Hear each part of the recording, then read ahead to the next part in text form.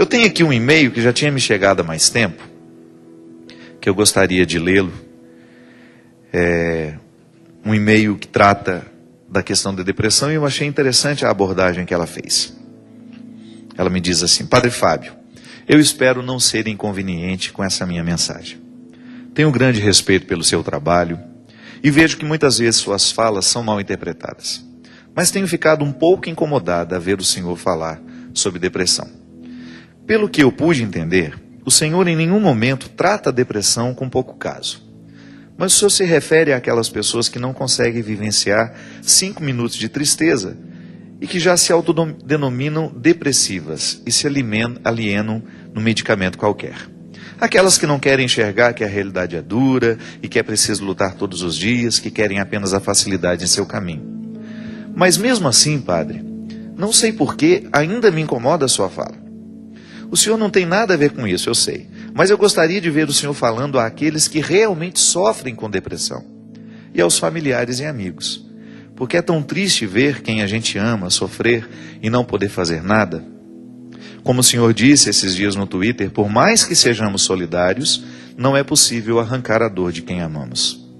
Sou da Arquidiocese de São Paulo, região episcopal Brasilândia, e talvez o senhor tenha ouvido falar daquele padre que foi encontrado morto aí, em São Bento do Sapucaí. Ele trabalhava numa paróquia aqui perto e também sofria de depressão. Teve que ser afastado, foi para outra paróquia, mas infelizmente não foi possível salvá-lo. Era um padre excelente, foi reitor de seminário, tinha inúmeras habilidades e muitas pessoas gostavam dele. Mas infelizmente, ninguém estava perto o suficiente para perceber a depressão e até mesmo para tentar ajudá-lo. Quando ele morreu, muitos amigos que estavam afastados não se conformavam que uma pessoa outrora tão alegre como ele estivesse com depressão. Então eu fiquei pensando nisso. Por que a gente se distancia tanto das pessoas que nós amamos? Por que não reservamos um tempo para realmente olhar aqueles que amamos, olhá-los devagar, para conseguirmos perceber se algo está errado antes que seja tarde demais? E por outro lado, por que tantas vezes a gente se fecha em nossos problemas, em vez de partilhá-los com alguém, com os nossos amigos, pelo medo da incompreensão? Por que não reconhecemos que precisamos de ajuda? Que orgulho é esse? E é nesse ponto que me incomoda um pouco a fala do Senhor. Eu sei, repito, que em nenhum momento o Senhor se refere àqueles que estão realmente com depressão, quando fala que a pessoa fica 2 dias triste e já corre para tomar remédio.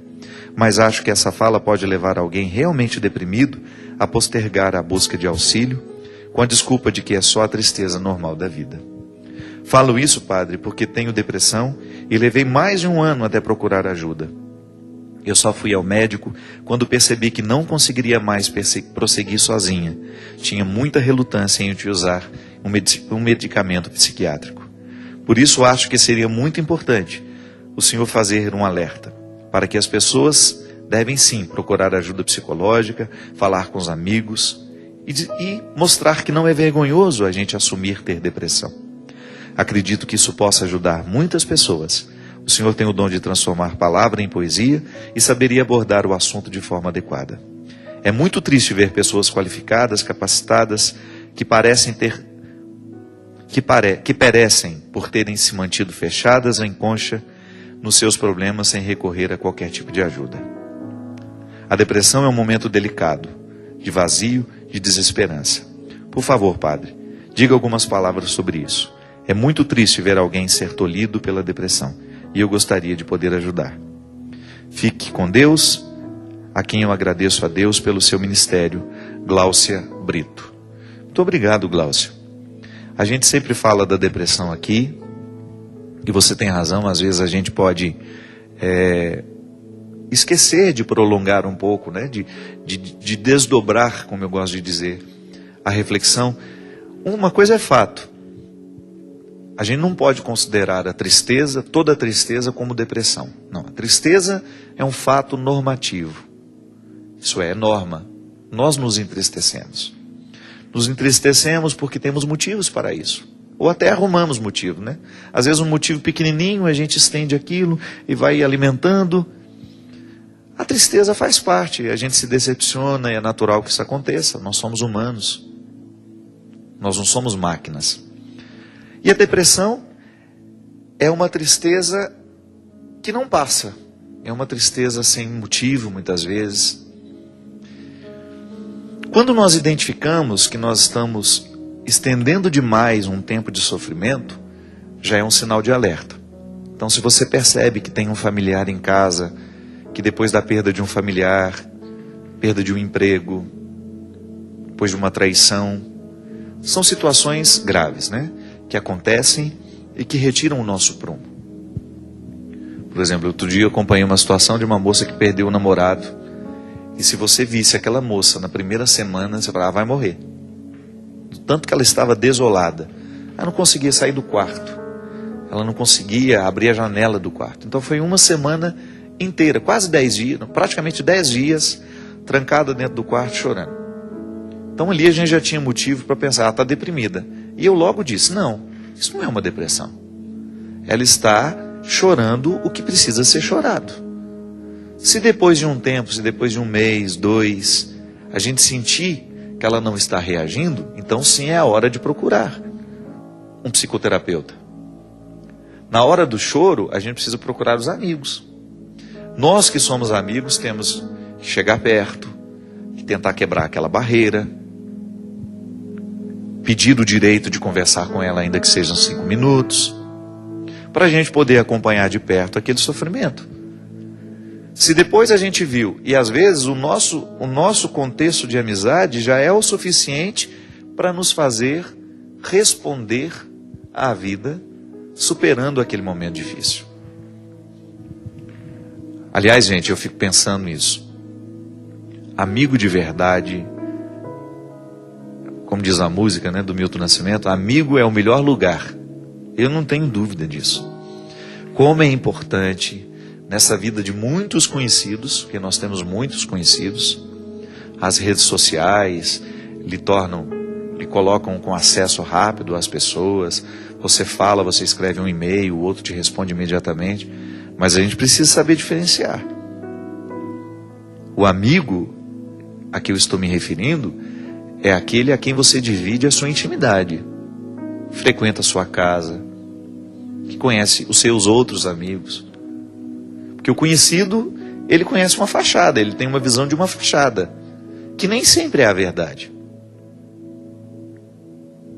O conhecido, ele não tem acesso à sua verdade pessoal. Por mais que você queira mostrar a ele. Essa coisa de que a vida virtual proporciona intimidade, tudo bem. Pode até haver uma exceção. Mas eu não acredito nisso.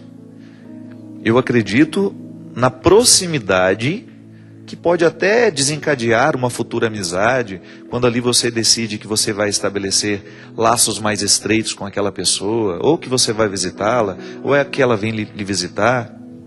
Como os grupos de peregrinação, né? Durante os anos que eu fiz peregrinação, muitos amigos saíram dessas viagens, porque eles continuavam os contatos deles através das redes sociais.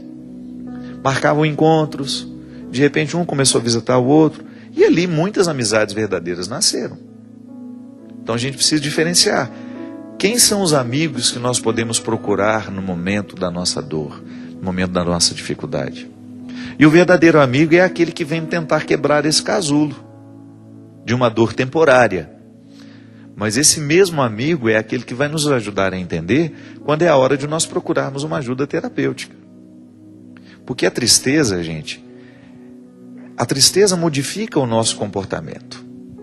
Uma pessoa que está triste, por exemplo, ela passa a comer menos ou mais, né? Mas aí vai comer o que não pode, né? Vai comer chocolate, vai comer doce, porque são alimentos muito típicos de quem está emocionalmente desequilibrado por causa do açúcar.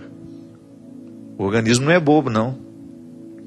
Só que esse açúcar em exagero, ele provoca um efeito rebote, que é, o efeito fica pior que aquela causa inicial.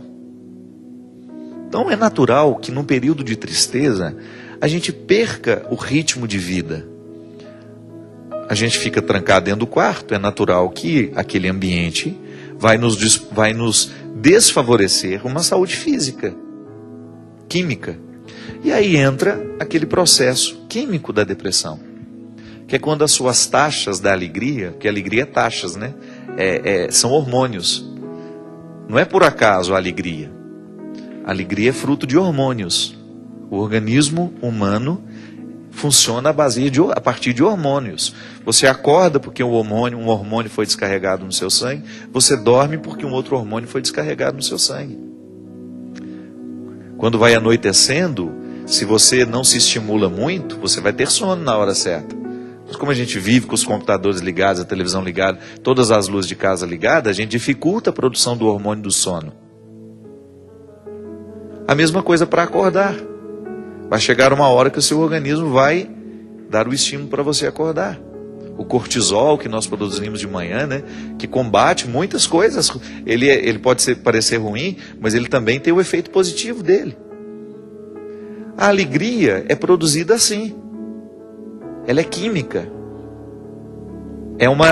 É o funcionamento do organismo que vai nos proporcionar o bem-estar. E é por isso que a atividade física é tão importante para a saúde da alma. Não pode separar. O que você faz no corpo repercute no espírito. Porque quando nós nos exercitamos, nós produzimos endorfina, que é uma substância responsável pelo bem-estar. Então a pessoa mergulhou num estado de tristeza, ela parou de comer direito, ela parou de se exercitar, ela ficou só deitada na cama, e é natural que ali exista uma desordem também interna, que com o tempo pode se agravando e pode evoluir para tornar-se um estado patológico que precisa de medicamento para reequilibrar temporariamente até aquela pessoa ter condições de reagir sem o medicamento. Mas tudo é acompanhado. Não é eu que vou me decidir, não sou eu que vou me decidir na farmácia, eu quero um remédio para depressão. Não pode ser assim. Ou eu quero um remédio para eu dormir que eu estou dormindo mal. Não é assim. A gente precisa ser responsável com a saúde. Precisamos procurar um bom profissional que vai nos avaliar, que vai fazer os nossos exames, que vai nos pedir uma investigação mais minuciosa dessa tristeza, para saber se ela é química ou se ela é motivacional. Porque se for química, precisamos do medicamento. Se for motivacional, precisamos mudar a estrutura da nossa vida. Eu volto a dizer, encontro o tempo todo pessoas realmente deprimidas, e é triste. A depressão é uma doença muito triste. Por isso que nós vamos ser muito solidários quando nós temos um deprimido dentro de casa, e precisamos ser muito atentos quando nós identificamos esse processo em nós. Para correr logo, para buscar a ajuda logo, para que isso não se agrave. Você sabe que muitos suicídios, eles acontecem no momento em que a pessoa está zerada de endorfina. Isso é, quimicamente ela está impossibilitada de ter bem-estar. Então o suicídio é muitas vezes uma consequência química também. A pessoa está zerada quimicamente falando, para poder enfrentar as dificuldades da vida. Minha gente, voltamos ao mesmo ponto. Nós não temos como evitar as tristezas, mas nós precisamos aprender a lidar com elas. Todo mundo tem motivo para se entristecer. Todo mundo tem motivo para se aborrecer. Ontem eu brinquei no meu Twitter, eu estou com saudade daquele médico que a gente fazia aquela consulta, que depois de minuciosa análise dos nossos exames, ele chamava a nossa família e falava assim: olha, a partir de hoje ele não pode ter contrariedades. A minha mãe gostava demais desse tipo de médico. E ela chegava com cara de ameaça para nós. Reunia toda a família, falava: o doutor falou que eu não posso ter contrariedade. Quem dera, né? Se isso fosse possível, né? Olha, gente, não me contraria, senão eu infarto. Tá certo. Até uma pessoa escreveu ontem eu não me lembro quem foi, uma pessoa falou: padre, me perdoa se eu estiver errado, mas às vezes quando eu tenho... foi a Adriana Maranhão, lá de Maceió. Ela escreveu assim: padre, eu sou médica, né? A Adriana é médica. Ela falou assim: quando eu vejo que os meus velhinhos, de quem ela cuida, estão muito estressados porque a família está dando muito trabalho, eu chamo a família e falo: olha, seu avô a partir de hoje, ou sua mãe não pode ter contrariedade. E tem que fazer isso mesmo. Você está perdoadíssimo, porque eu faço isso também. Sabe por quê? Às vezes as pessoas são muito insensíveis. Querem descarregar sobre crianças e velhos situações que não precisam mais ser derramadas sobre elas. As crianças, porque ainda não estão preparadas, elas não têm condições de absorver aquela carga de problema, então vamos amenizar. Não é iludi-las, não. Morreu, morreu. Tem que contar a verdade. Mas não tem situações que a gente sabe que serão traumáticas para elas, a gente não pode dizer do mesmo jeito que diz a um adulto. Então, o conteúdo é o mesmo, mas a forma, como nós dizemos, pode ser diferenciada. A mesma coisa os idosos, gente. Às vezes os idosos não terão condições nenhuma de alterar a situação da realidade, e a gente vai lá e descarrega as nossas angústias todas sobre eles. Mas então, sem contrariedade, a gente não vive. Nós vamos ser contrariados o tempo todo. Mas tudo vai depender de como nós administramos essas situações que nos contrariam. Sofrimento é inevitável? É. Agora, que sangue nós vamos colocar nas veias desse sofrimento, né? Quanto tempo ele vai durar? Porque aí está a grande questão. Nós não podemos impedir que as tristezas e as dificuldades da vida nos atinjam. Mas o tempo que os efeitos disso vai durar dentro de nós, aí cabe a cada um de nós administrar. E sempre tendo clareza de que se a gente não assumir uma atitude diante do sofrimento, ele vai nos sufocar. Por isso que é tão importante a gente saber trabalhar com essa clareza. Eu tenho de viver de um jeito que seja favorável à minha resiliência. Eu tenho que fortalecer. Lembra que a gente falava no início do programa? Que a resiliência é aquele movimento que uma garrafinha faz quando ela é colocada numa altitude, e depois quando ela volta, modificou a atmosfera. Ela fica toda amassadinha e depois ela volta ao normal. Pois é, nós precisamos favorecer essa nossa capacidade de resiliência. Como? Com o nosso estilo de vida. É por isso que conversão modifica o jeito como nós vivemos. Primeiro, o jeito como nós pensamos e, consequentemente, modifica o jeito como nós vivemos. O nosso processo religioso, a nossa experiência religiosa, ela tem de, o tempo todo, nos fazer pensar a maneira como nós vivemos. Porque senão, ela vai ser infértil na nossa vida. Eu escuto os evangelhos, eu participo dos ritos, eu rezo, mas tudo isso precisa mexer com o meu jeito de ser. Porque isso me fortalece. O Evangelho, você não tem nenhuma passagem do Evangelho que seja desfavorável ao ser humano. As propostas de Jesus são sempre favoráveis. Que Ele vai nos propor a bondade, a verdade e a beleza. Ele vai sempre nos propor virtudes que nos ajudam a viver. Por isso que eu gosto de dizer que o Evangelho não é um peso. É o contrário. Ele alivia os pesos. É um pensamento que, quando nós somos capazes de absorver e de internalizar, faz parte do nosso caráter, né?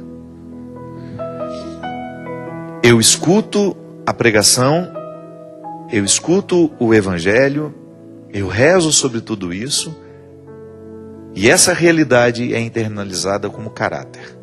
Aí sim, eu estou vivendo o movimento, eu estou permitindo o movimento redentor de Deus na minha vida. É o que a gente precisa fazer todos os dias. Ninguém está pronto. Eu preciso, o Christian precisa, a minha equipe de trabalho aqui precisa, você precisa. Todos os dias nós temos a obrigação de colocar sobre a mesa a vida que nós estamos vivendo, o que estamos fazendo com as pedras que a vida nos joga, se estamos transformando isso em algo positivo, ou se estamos permitindo que essas pedras nos derrubem. ou nos machuquem excessivamente. Se essas pedras estão nos entristecendo para que a gente tenha condições de ir adiante, ou se essas pedras estão provocando em nós aquela tristeza que nos deprime. Aí, para terminar a história daquela minha amiga que ficou 10 dias trancada no quarto, um belo dia, ela toma um bom banho, decide que vai voltar a viver, e aquele namorado tornou-se uma página virada. Quem via o sofrimento daquele momento, nunca imaginava que aquela menina fosse se recuperar. Mas ela decidiu viver. Porque tudo depende disso, minha gente. Da nossa decisão. Se queremos viver ou se queremos morrer. A palavra nos diz: diante de ti ponho a vida e a morte. Mas tens que saber escolher. Se escolhe matar, também morrerás. Mas se deixas viver, também viverás. Escolha hoje a vida, porque é muito mais interessante. Escolha hoje limpar o seu coração de todos os excessos. Escolha recolher as pedras que a vida lhe atirou e utilize todas essas pedras na construção de degraus que possam lhe ajudar a ir além. Obrigado pela sua companhia. Até quarta-feira, se Deus quiser. Derrame sobre você, sobre a sua vida, a bênção e a proteção do céu, do Deus Todo-Poderoso, Pai, Filho e Espírito Santo.